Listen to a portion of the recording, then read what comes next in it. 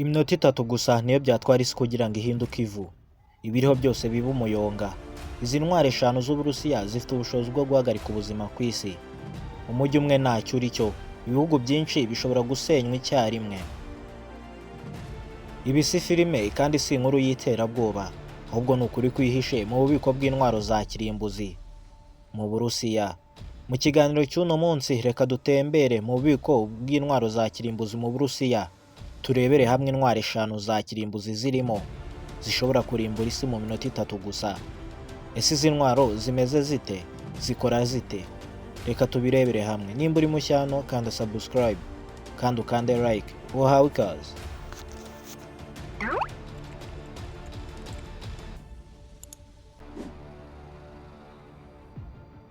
Ese wari uzi ko umuntu umwe ashobora gukanda buto isi yose igahinduka ivu?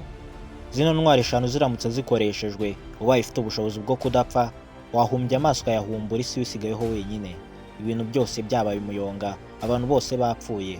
Bino nk'uko utari ubizi, ni nk'uko utazi yuko uramutse ukanze kuri buto ya subscribe ushobora kumpindurira ubuzima. Ubaye utarayikanda byaba bibabaje. Intwaro ya mbere ya kirimbuzi ibitswe n'Uburusiya bayita SR-28 Sarmat, kandi nanone ikaba yitwa Saturn wa kabiri, Saturn 2. Iyi ni misile ya kirimbuzi ya mbere ikaze kurusha izindi ku isi. Ishobora kurasa intera ya kilometero 18,000. Bivuze ko kuva mu Burusiya igera ku gihugu icyo ari cyo cyose ku isi byayitwara umunota umwe gusa. Ibitwara itwara harimo ibisasu bya kirimbuzi birenga 10 muri ino ntwaro imwe. Buri kimwe gishobora kwica abantu barenga miliyoni. Ibaze nawe ibyo byose birekuriwe icyarimwe, icyo bishobora gukora. Dore icyo bishobora gukora ino ntwaro igihe iramutse ikoreshejwe. Dore icyo yakorera isi. Yasenya igihugu icyo ari cyo cyose kiri ku isi, ibikirimo byose bikaba umuyonga icyarimwe. Ishobora kandi gukuraho ibikorwa remezo mu mijyi, inganda ndetse n'abaturage barenga miliyoni 50 bitewe n'aho iguye. Ibi ni by'ino ntwaro ishobora gukora. Ibaze baramutse bakoresheje nk'izi ngizi ebyiri, isi cyo yahita ihinduka cyo ni umuyonga. Ino ntwaro nta bushobozi bwo kuyihagarika buhari mu gihe yaramutse ikoreshejwe. Nta radari n'imwe yayifata, nta bwirinzi na bumwe bwayihagarika. Intwaro ya kabiri ibitswe n'Uburusiya ya kirimbuzi bayita Avangard. Mu rurimi rw'icyongereza bayita Hypersonic Guided Vehicle. Iyi si misile isanzwe, ni intwaro igenda vuba kurusha ijwi inshuro 20, birenze kilomita 24,000 ku isaha. Niziba imaze kugenda, yikubye umuvuduko w'ijwi inshuro 20. Ibaze nawe umuvuduko ibiriho, kuyibonesha ijisho biba bigoranye. N'impamvu igaragara nuko ari nini mu bugari. Ino ntwaro igenda nk'icyogajuru, nta bushobozi bwa radari n'imwe ishobora kuyifata. Igera aho ishaka nta muntu n'umwe ubibonye kuko nta radari yayibona.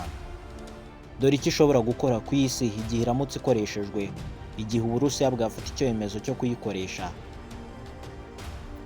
Iyi ntwaro ishobora kwica abaturage bose aho iguye, kandi ikabica bitunguranye. Iramutse ikoreshejwe nta gihugu cyayihagarika na kimwe. Yakwica abaturage b'umujyi munini uwo ari wo wose mu buryo butunguranye cyane, haba hari intambara cyangwa itariho, waba uri ku rugamba cyangwa utaruriho. Ino ntwaro yakwica kandi utabizi. Intwaro ya gatatu ya kirimbuzi ibitswe n'Uburusiya, mu rurimi rw'Uburusiya bayita Poseidon. Ino ni intwaro mu rurimi rw'icyongereza yitwa Nuclear Torpedo Drone. Iyi ni torpedo, igisasu kigendera mu mazi. Ni torpedo ya kirimbuzi ikoreshwa n'ikoranabuhanga ryo kwigenzura. Itwara ibisasu binini mu mazi, ndetse kandi yashyirwa ku cyogajuru munsi y'inyanja, icyo twita submarine.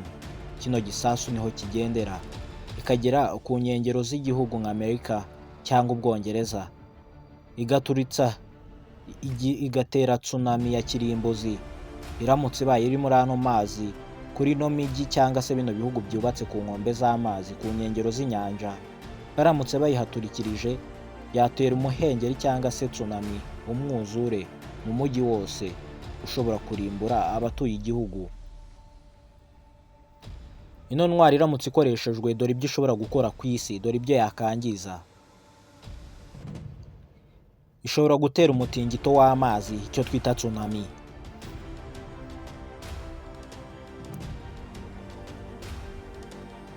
ndetse kandi igaragaramo urugero rukabije rwa radioactive zishobora kwica abantu, bikica ibihumbi by'abantu, byangiza ibikomoka ku nyanja byose nk'amafi byakangirika, ndetse kandi bigasigira aho hantu uburozi mu myaka myinshi.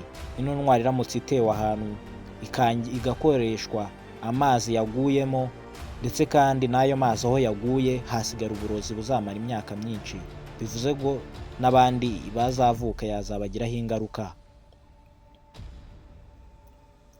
Intwaro ya kane ya kirimbuzi ibitswe n'Uburusiya bayita Tu-160M Blackjack. Ino bayita strategic bomber. Iyi ni indege nini cyane y'intambara itwara ibisasu bya kirimbuzi. Ishobora kugenda intera ndende cyane, igatera misile zitwa KH-55 cyangwa KH-102 mu gihe nyacyo, igihe ishakiye bitewe n'abari kuyikontorora, igasubira mu gihugu yaturutsemo nta muntu n'umwe ubashije kuyihagarika. Iba ifite umuvuduko uhambaye, ifite ubwirinzi bwo kurwanya ibindi bisasu bayitera.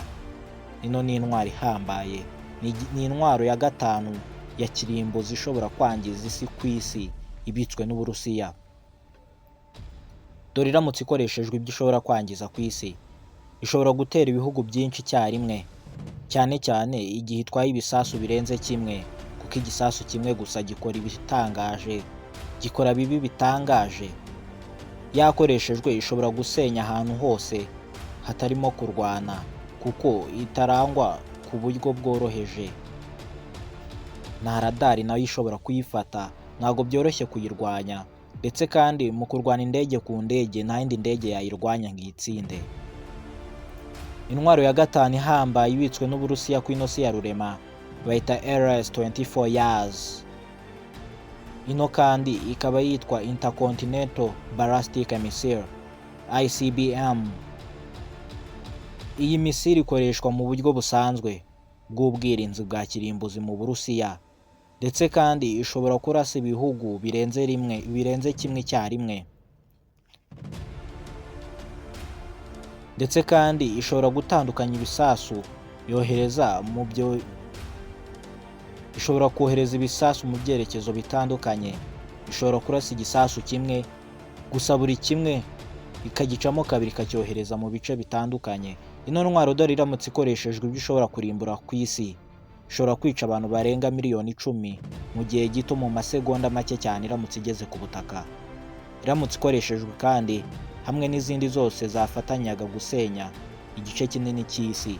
Zino ntwaro uko ari 5 zifatanyije zarimbura isi mu minota 3 gusa, nk'uko ubushakashatsi bubigaragaza. Izi ntwaro si ibikoresho byo gukina, zifite ubushobozi bwo gukuraho ibihugu, gusenya ubuzima no guhindura isi umwijima.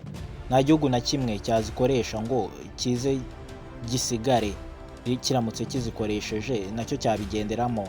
Zose ni intwaro z'ubupfapfa bw'abantu, abantu bikoreye ibizabica. Niyo mpamvu isi igomba gushaka amahoro atarimo intambara, kuko iramutse ikozwe hakaba indi ntambara nk'iyigeze kuba muri 18, kuva muri 14 kugera muri 18 y'isi. Zino ntwaro iyo ziza kuba ziriho, isi iba yararimbutse. Niyo mpamvu isi iri guharanira amahoro kugira ngo ntihazagire indi ntambara y'isi iba, kuko isi yahita yiyubika ikaba umwijima. Kuko igihe intwaro nk'izi zifunguwe cyangwa ziramutse zikoreshejwe, isi yahita irangira, niryo herezo ry'ikiremwa muntu.